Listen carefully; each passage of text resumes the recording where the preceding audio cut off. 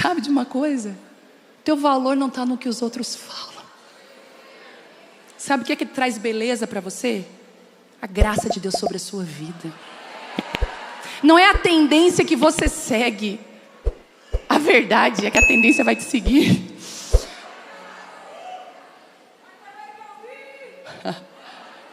Eu lembro quando Casa de Isabel nasceu. Vou abrir o coração aqui para vocês. Eu tinha vergonha de cobrar. Você é uma mercenária. Entrei em crise.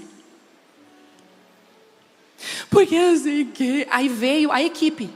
Não, porque aqueles vídeos bem... Você vai fazer uns criativos bem radicais, assim, bem... Você vai tocar na dor da pessoa. Você vai dizer para ela tal. Eu falei, pô, por quê? Não, porque esse aqui é o método. Eu não sigo métodos. Eu vou criar um novo método. Um método orgânico, de verdade, sem mexer com ninguém. Porque o que eu estou dando, o que eu estou demonstrando não é uma mentira. Eu estou só obedecendo a voz de Deus. Posso te dizer uma coisa? A plataforma ligou para o nosso menino e falou assim, é que vocês criaram um novo método, né? Pare de seguir padrões já estabelecidos. Deixa Deus fazer algo novo na sua vida. Deus te deu inteligência para isso.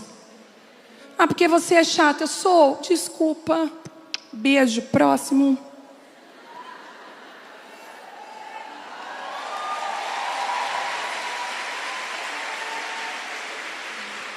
A grande verdade é que o povo estava longe de agradar a Deus. Uma vida toda distorcida. O inimigo cananeu, olha que interessante, a gente vai ver depois em Juízes que o próximo inimigo é Midian, os midianitas. Lembra que aquele midianita faz? Rouba a celebração. Deixa você fazer a festa, deixa você fazer as coisas, mas impede que você desfrute. Ele impede. De algum jeito, numa celebração, vai aparecer alguém que você esqueceu de convidar, vai tirar sua alegria. Né? Aqui na conferência teve uns midianitas que não são os midianitas, mas inimigos tentando roubar a alegria. A gente já sabe lutar contra eles. Mas o inimigo cananeu, ele vem da origem de Cã. Sabem quem foi Cã? Foi aquele filho de Noé que viu ele desnudo na tenda, embriagado. Então Cã, ele viu a nudez de seu pai e debochou. E além de debochar, ele fez uma exposição. Agora escuta se a nossa geração não está sendo atacada por esse espírito cananeu. Uma geração debochada, que expõe uns aos outros, que perdeu a questão de honrar as pessoas. Perdeu. Às vezes você vê um vídeo, tem uma prima minha aqui que a gente ri muito juntas. Às vezes eu mandei um vídeo para ela, eu falei assim, mas não olha para o vídeo, olha para os comentários. Você vai ver uma criatividade no deboche, sabe? A gente está vivendo sobre esse espírito. Esse inimigo, ele debocha, ele desmoraliza, ele ridiculariza. É por isso que a perseguição da igreja vai se dar assim, dessa forma. Desmoralização, ridicularização. Mentiras, acusações na internet, você vai ver. Eu digo, Deus me livra. Às vezes eu falo uma frase... É por isso que eu sempre digo que no YouTube a gente é limitado.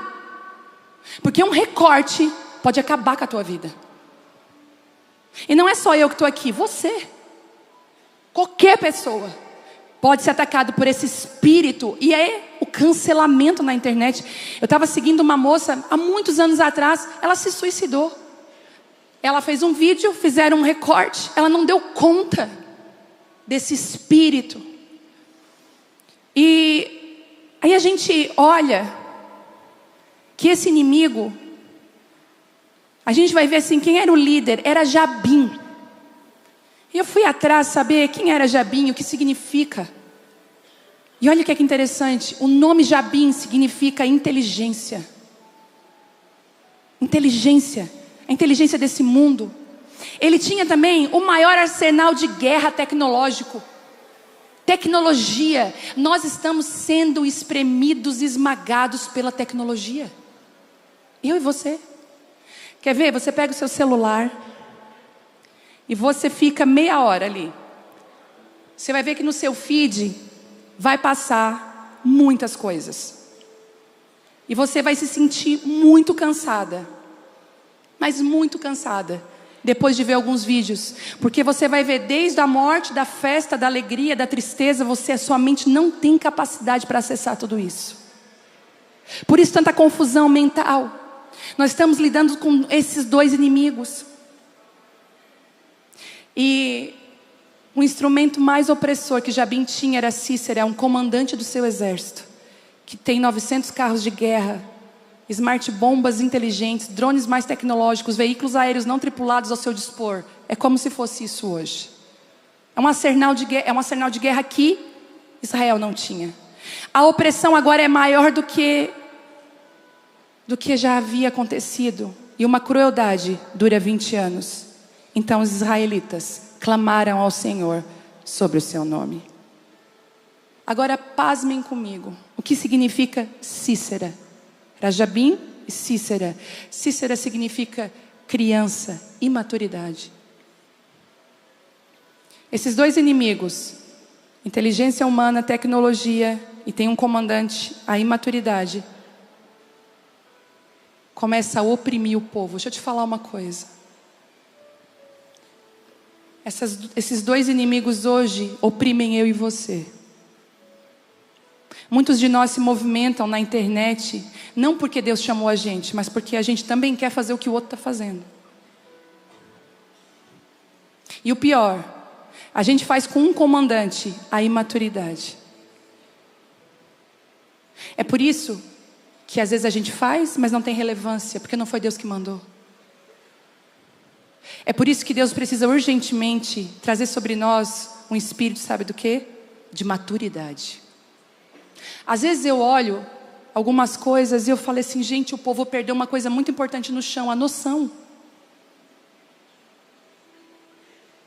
Você não pensa assim comigo também? Cadê a noção? Mas sabe por que perderam a noção? Imaturidade. Porque a criança, muitas vezes, ela não tem noção.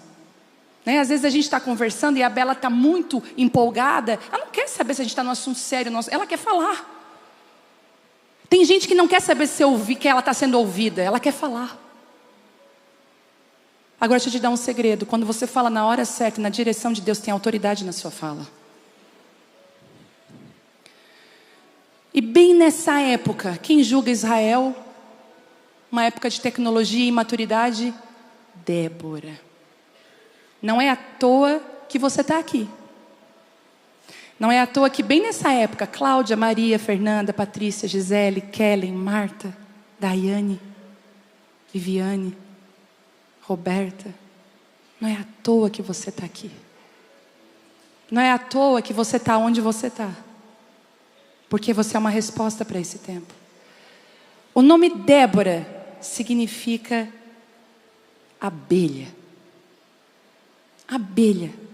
O nome Débora é Débora, que significa abelha.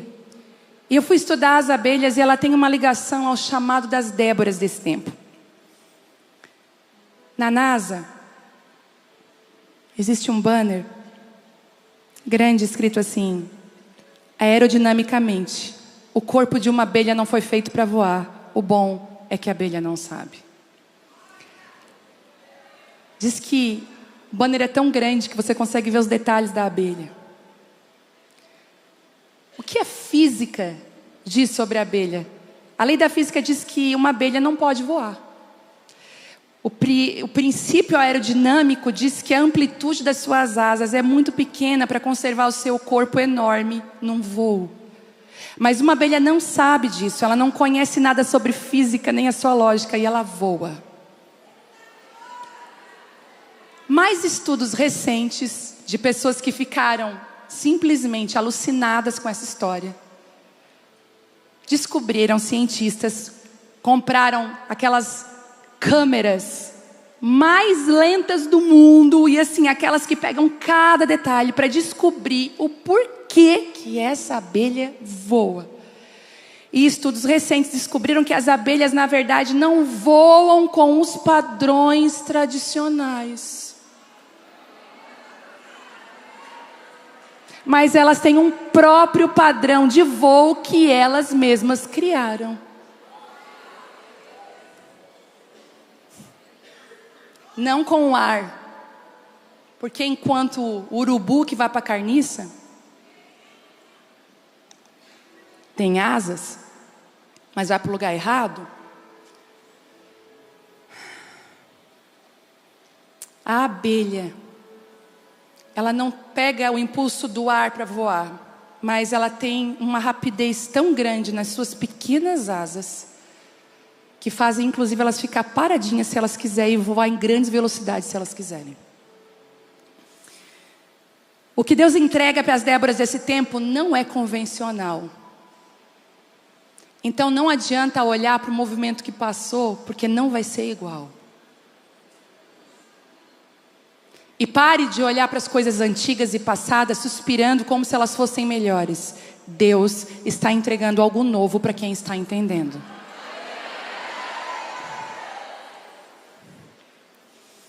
O que Deus entrega para vocês, Déboras, para nós, nesse tempo, não é convencional. Não é comum. Não é normal. Você precisa acreditar que Deus entregou algo diferente para você. Foi isso que Davi fez. Ele não olhou para Saul como uma referência, até porque Saul não era uma referência. Foi isso que Esther fez. Ela não olhou para Vasti querendo ser igual para agradar ao rei como referência, porque Vasti não era uma referência. O Senhor está falando para mim e para você, por que você olha para Saul e Vasti? Eu te chamei para ser Esther. Eu te chamei para ser um Davi nessa geração.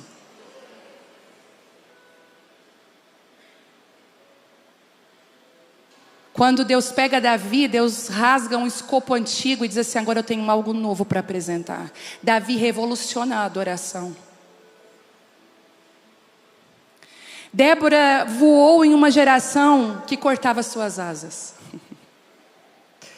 Débora voou e não olhou ao redor dela o que diziam sobre mulheres. Sabe o que eu aprendi numa estação muito recente? Que às vezes as pessoas que estão jogando pedra em você precisam ser abraçadas por você. Que você precisa se esquivar, chegar perto e dizer, eu não te odeio, eu te amo. Eu estou aqui para te ajudar. Estou aqui para te ajudar. Isso me abraça. Não é convencional. É novo.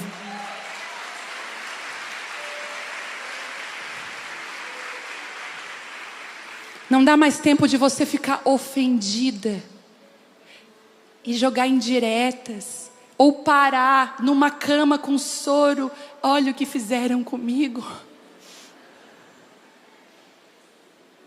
É tempo de você olhar para as pessoas como elas são e ajudá-las.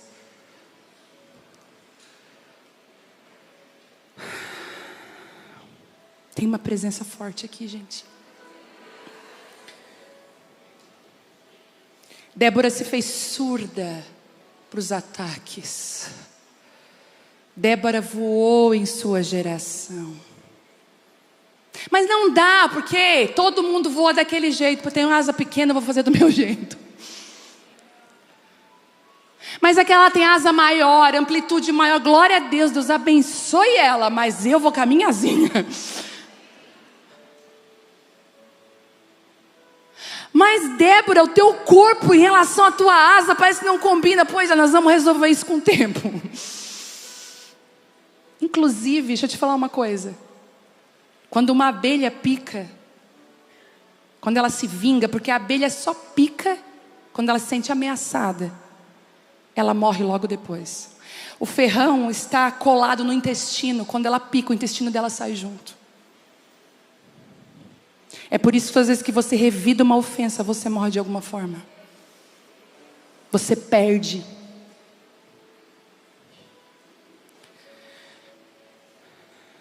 Agora eu queria dar algumas características para a gente terminar de Débora nesse tempo. Características que nos referenciam, que nos ajudam. Entende? Porque não adianta falar sobre ela se a gente não pegar um caminho.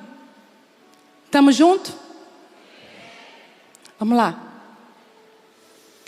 Débora é uma resposta para um tempo. Ela foi preparada e estava posicionada no lugar certo. A maior tragédia que a gente tem nesse tempo é sermos atacadas por Cícera, esse espírito de imaturidade, competição, que nos faz ainda dizer sim para o que deveríamos dizer não, e nos posicionarmos onde Deus não nos colocou. A gente vai ser tentada a ir para lugares que Deus não chamou a gente para ir. E a gente vai ser tentada a fugir dos lugares de Deus na nossa vida. Sabe o que é que Deus está chamando hoje aqui? Mulheres posicionadas. Aonde você está posicionada? Aonde?